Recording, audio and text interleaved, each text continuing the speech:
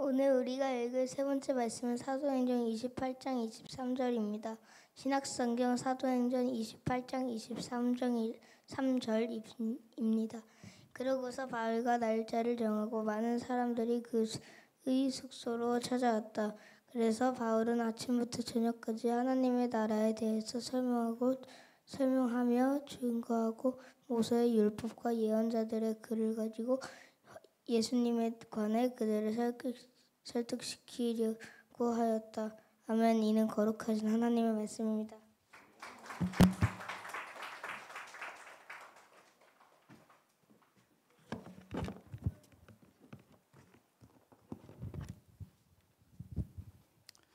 네, 잘했습니다. 우리 2025년 우리 10월 둘째 주 우리 오순절 후 18번째 주일 예배에 나오신 우리 성도 여러분들을 환영합니다. 예배를 시작하면서 우리가 항상 저희 교회에서는 항상 절기를 말씀을 드리는데요.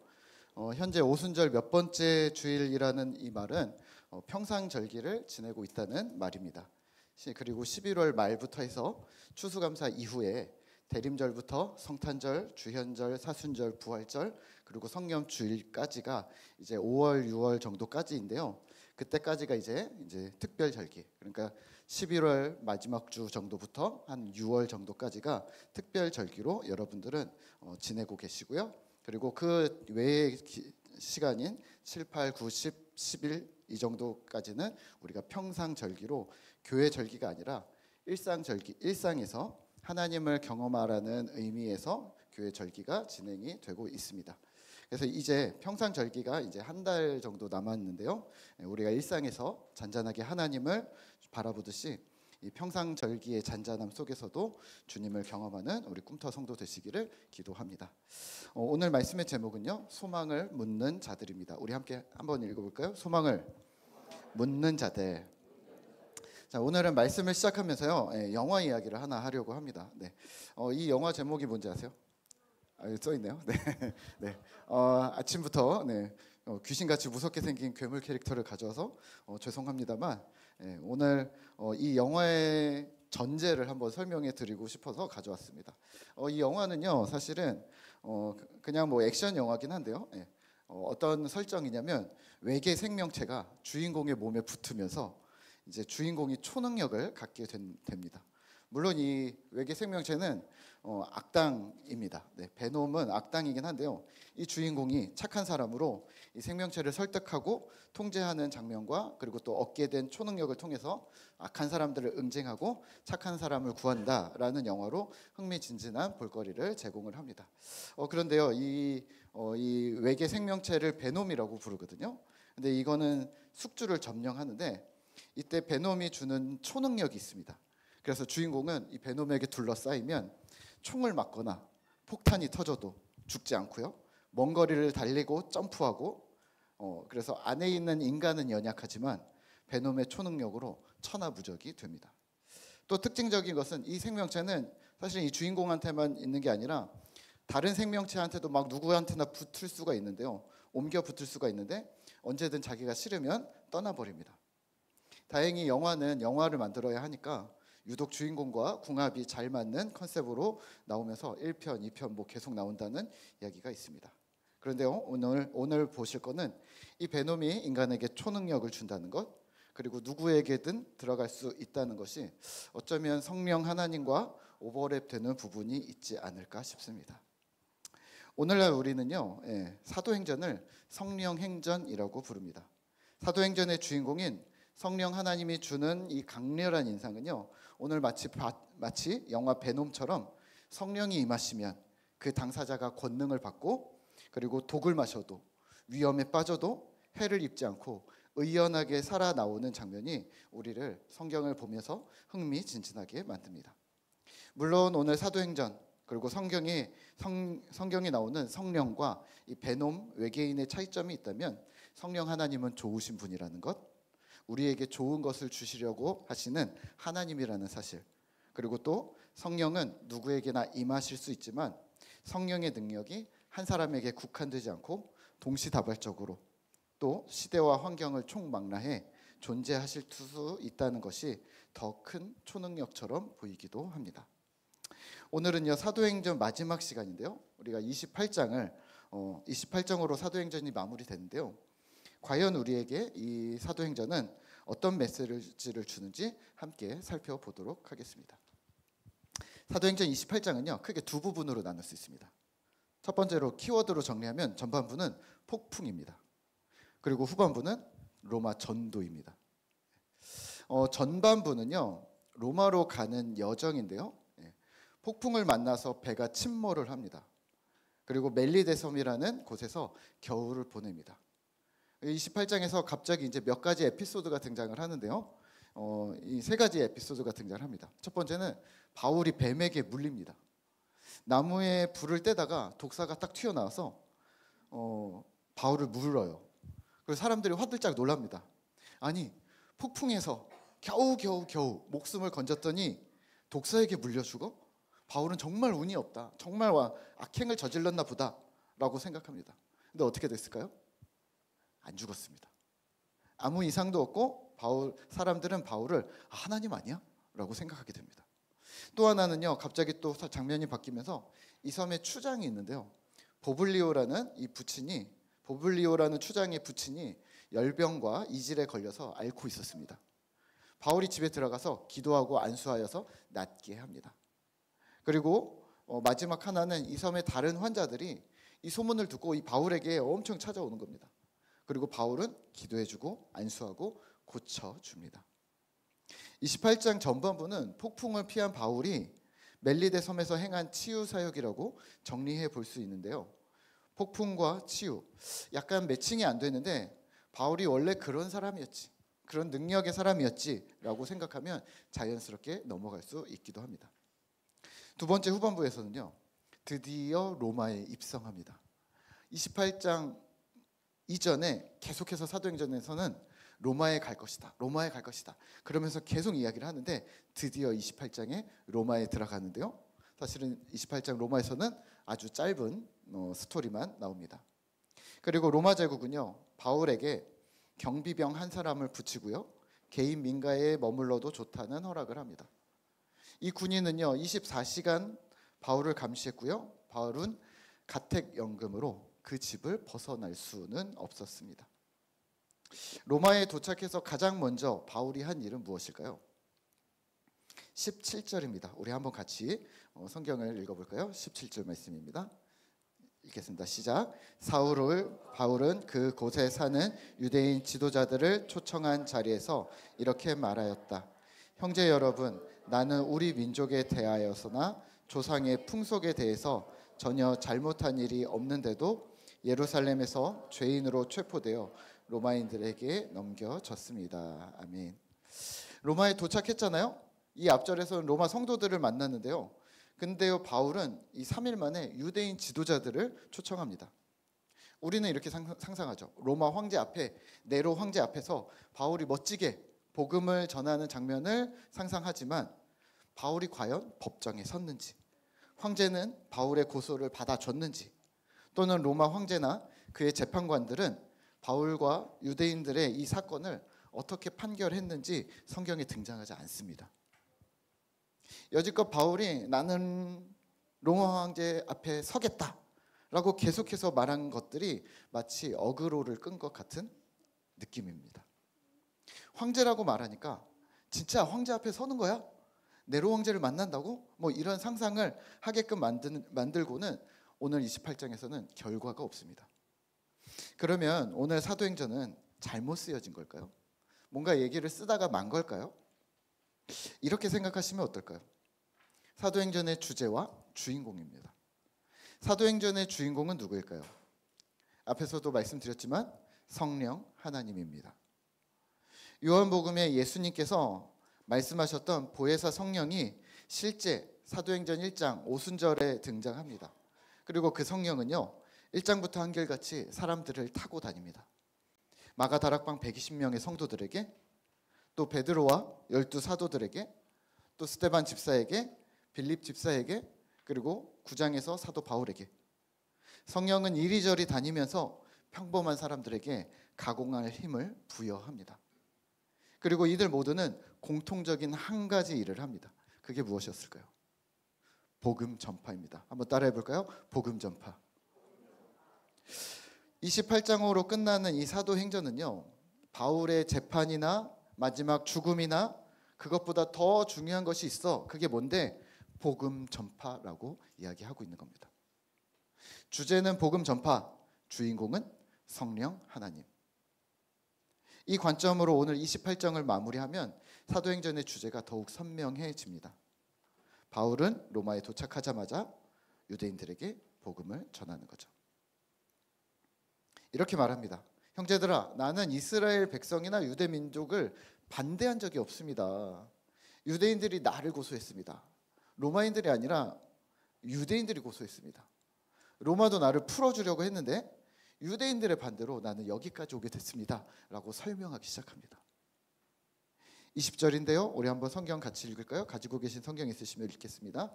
이러므로 너희를 보고 함께 이야기하려고 창하였으니 이스라엘의 소망으로 말미암아 내가 이 쇠사슬에 매인 바 되었노라. 아멘.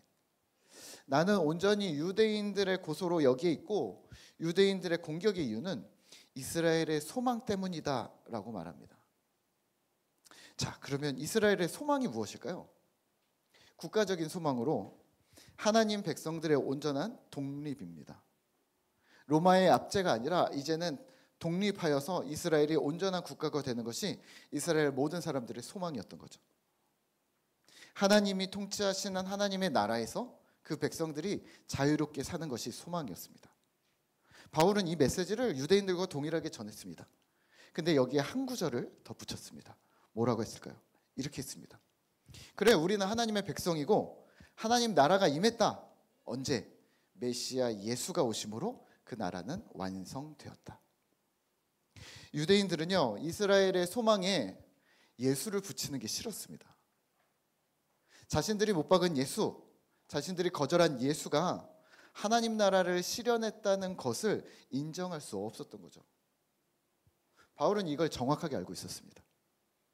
내가 이스라엘의 소망으로 말미암아 쇠사슬에 매인 바 되었노라. 이스라엘의 국가적인 소망에 예수를 덧붙여서 공격을 당하게 되었다. 질문 하나 드릴까요? 오늘 여러분들은 어떤 소망을 가지고 계십니까? 이스라엘은 국가적인 간절한 소망이 있었습니다. 여러분들에게 간절한 소망이 무엇이 있습니까? 그리고 그 소망에 혹시 예수를 붙여도 되겠습니까? 예수 십자가의 사랑으로 그 소망이 이루어져야 한다고 말하면 여러분들 인정하시겠습니까?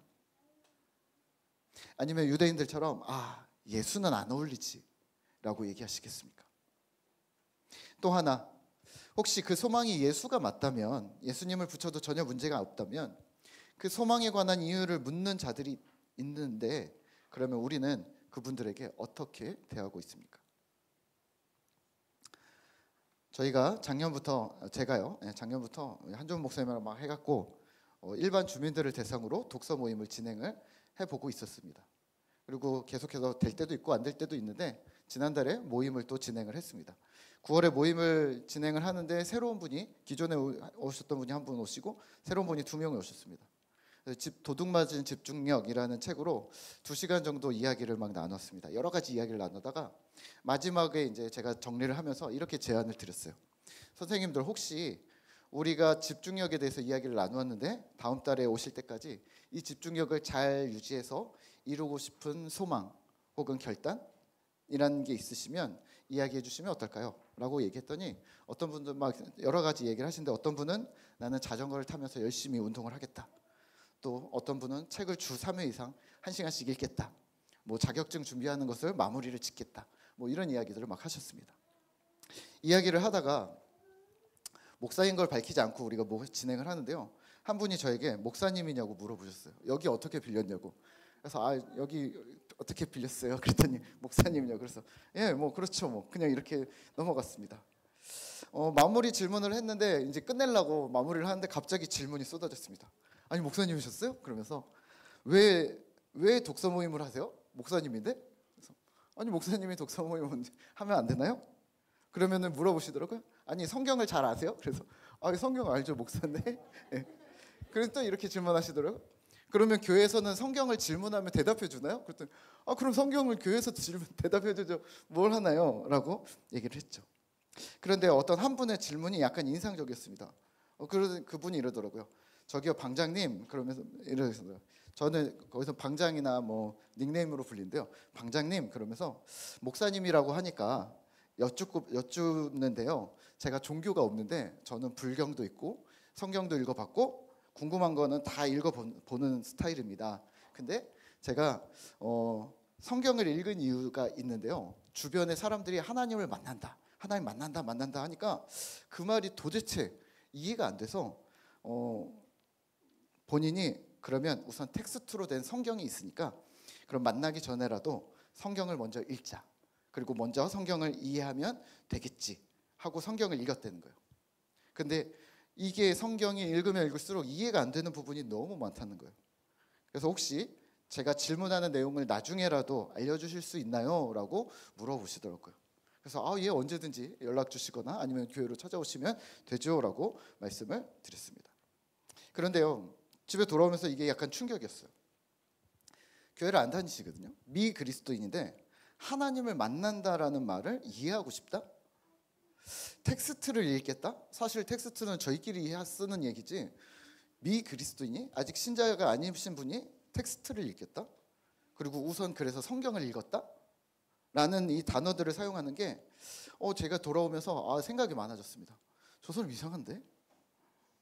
진짜 텍스트를 통해 하나님 만난다는 말을 어떻게 알았지? 너무 놀라운데? 하나님이 주신 특별 계시인 성경을 진짜 읽었다는 거잖아요. 만약에 그런 기회가 진짜 온다면 우리가 가진 소망에 관한 이유를 진짜 질문 받는다면 잘 대답해 드려야겠다라는 마음에 결심을 했습니다. 어떤 사람들은 혹자는 이렇게 말합니다. 목사님, 요즘에 사람들은 종교에 관심이 없어요. 즐길 거리가 너무 많아서 자기 삶을 성찰하지 않아요. 그런 진지한 대화, 진대는 진부예요. 또는 영적인 것 뭐 이렇게 얘기하면 옛날 사람 같거나 혹은 광신도 같이 보여요. 그러니까 지금 시대는 그런 주제가 안 어울려요 라고 말합니다. 과연 그럴까요? 그러면 그분은 저에게 텍스트를 정말 물으시려고 했던 걸까요? 아니면 하나님 만나는 것을 물으려 하셨던 걸까요? 요즘에 오무 교회가 온다라는 책이 많이 회자되고 있습니다. 주변에서 많이 언급되고 있는데요. 그 책에서 황인건 대표라는 사람이 있습니다. 그는 이렇게 얘기합니다. 지금 이 새로운 시대에 새로운 교회가 이미 와 있다라고 말합니다. 지금 세대는 종교적인 허례허식을 거부하는 것이지 하나님을 거부하는 것은 아니다. 구역 모임이 없다는 말은 사람이 필요 없다는 게 아니라 오히려 온라인으로 24시간 서로가 연결되어져 있고 내가 좋아하는 사람들, 이웃들이 무엇을 먹고 입고 고민하는지 이제 24시간 밀착되어져 있다고 말합니다. 저도 SNS를 하는데요. 우리 성도님 몇 분이 저랑 연결되어 있는데요. 매우 조심스럽습니다. 내가 무엇을 먹었는지, 내가 어디 갔다 왔는지, 이거 곽 집사님이 볼 텐데, 이거 누가 볼 텐데, 이런 생각들을 하게 되는 거죠. 왜냐하면 예전 같으면 주일에만 오면 됐지만 24시간이 다 열려져 있는 거죠. 새벽 예배와 십자가보다 더 중요한 것은 마음의 십자가 정체성을 세우는데 더 몰두하는 항시 주님께 접속되어진 온에어로 접속되어진 예배자로 살고 있다는 지금의 세대를 이 책에서는 소개합니다. 언제든지 예배하는 것을 넘어서 성경을 찾아보고 현실에 적용하는데 오픈 AI와 컨텐츠를 주저없이 사용하고 하나님을 배워간다고 말합니다. 여러분들은 어떻게 생각하세요? 성경은 직접 책으로 읽어야지 라고 생각하세요? 우리가 수요 기도해야 하는데요. 수요 기도에 올라와서 요즘에 마태복음 보고 있는데 마태복음 5장 3절을 읽겠습니다. 그러면 성도님들이 다 50대 집사님들이신데 어떻게 하신지 아세요? 다 핸드폰을 꺼내드세요. 성경책 안 펴드세요. 다 이렇게 누르세요. 네. 뭐 36쪽입니다. 이거 의미 없어졌습니다. 신약 성경 몇 페이지입니다. 이런 거 의미 없어진 지가 지금 한참입니다. 여러분들은 어떻게 생각하세요? 그러면 우리는 반대로 또 어떻게 해야 할까요? 외형이 아니라 소망을 품어야 합니다. 왜냐하면 예상치 못한 곳에서 소망을 묻는 자들이 나타날 것이기 때문입니다. 회사나 아파트, 이웃들, 교회 새가족반이라는 지금까지 어떤 물리적인 공간에서 썬데이에만 크리스찬이면 됐는데, 이제는 이것을 넘어서 이제는 온라인 독서 모임에서 혹은 인스타 DM으로 밴드 댓글 등등에 24시간 오픈된 공개된 나는 24시간 일주일 내내 그리스도의 소망을 간직한 사람이 되어야 하는 것이죠. 어느 것이 더 어려울까요? 주일에만 잘하자? 아니면 24시간 동안 깨어 있어야 된다? 부탁드리기는 가장 중요한 소망을 진짜 품으셔야 합니다. 예수 소망입니다. 그리고 이 예수 소망을 질문하는 자들에게 대답할 것을 삶으로 준비하셔야 합니다. 머리로나 지식으로나 말로만 답변하는 것은 이미 도처에 널려 있습니다. 우리 주변에 달변가들은 항상 넘쳐납니다. 하지만 삶으로 실천하는 답변은 매우 드뭅니다. 왜냐하면 이것은 꾸준함과 실제적 노력이 들어가야 하기 때문입니다. 하나만 더 말씀드리고 말씀을 맺겠는데요. 저희가 10분 묵상을 큐티를 꾸준히 강조하는 이유가 있습니다. 큐티라는 이 말씀의 도구가 오늘 하루만 놓고 봤을 때는 아무것도 아닌 것처럼 보이는 거죠. 하지만 이 말씀 묵상이 하루가 한 달이 되고 1년이 되고 10년이 되면 실제하는 지식이라는 큰 힘을 발휘하게 됩니다. 실제하는 지식이 뭘까요? 가시적인 결과물을 보여준다고 말하면 어떨까요? 아니 목사님 어떻게 지식을 눈에 보이는 결과로 만들어내나요? 라고 물어보실 수 있지만 꼭 결과는 아니지만 표시가 날 수가 있는 거죠. 방법은 여러 가지가 있습니다. 예를 들면요, 김기현 목사님의 성경 묵상법이라는 책에서 이런 이야기를 하세요. 종교개혁가 칼빈은 성경을 통독할 때마다 읽을 때마다 주석 읽기를 즐겨 했다. 그래서 말씀과 말씀을 해석해주는 주석 병행 읽기를 꾸준히 했다라는 문구를 보았어요. 사실은 우리 목사님들도 계시고 아시겠지만 주석이 이렇게 두껍고 재미가 없어요. 저 뒤에 쭉 있는 것 저런 것도 있고, 그 읽기가 힘들거든요. 저도 설교를 준비할 때 보는 주석들이 따로 있는데 제가 너무 사고 싶은 주석이 단권 주석이 있어서 이만한 주석을 하나를 산 게 있습니다. 근데 이걸 어떻게 읽지? 라는 생각을 한 거죠. 샀는데 읽긴 해야 될 거 아니에요? 근데 이 문구를 보고 지식을 접하고 결심을 했습니다. 그래. 큐티 하는 날 같은 분량만 읽자. 그리고 우리가 접하는 대부분의 이 큐티 책은요, 여러분들이 가지고 계신 책은 6년에 한 번씩 성경을 일독하도록 만드는 성서 전과를 따르고 있는데요. 그러니까 6년을 꾸준히 큐티를 하시면 성경을 일독한 것과 같습니다. 그러면 여기에 매일 주석을 같은 분량으로 읽으면 어떻게 될까요? 여러분들은 6년 만에 성경을 일독하지만 저는 6년 만에 성경을 일독 동시에 하면서 주석책을 이만한 걸 같이 읽게 되는 거죠. 지금 우리 꿈터교회가 4년이 됐잖아요. 여러분들은 성경의 3분의 2를 읽으셨어요. 안 읽어 해도 10분 묵상 계속 듣고 하셨다면 3분의 2를 읽으셨어요. 저는 주석도 3분의 2 이상 보게 되었습니다. 10분 묵상 설교가 아닌 날도 읽거든요. 분량대로 읽기로 했으니까 분량대로 꾸준히 읽고 있습니다. 사실 그리고 이 주석책을 저는 동탄으로 들어온 2019년부터 읽었는데요. 올해가 6년째거든요. 그래서 올해 한 번 읽게 되는 거죠. 저에게 실제하는 지식은요, 보이게 만드는 건데요. 성경책에 줄쳐놓고 주석책에 낙서하고 흔적을 남기는 겁니다. 머리에는 기억이 새하얗게 안 남을 수도 있지만 내 손때가 묻은 어딘가에는 계속 이게 묻어 있는 거죠.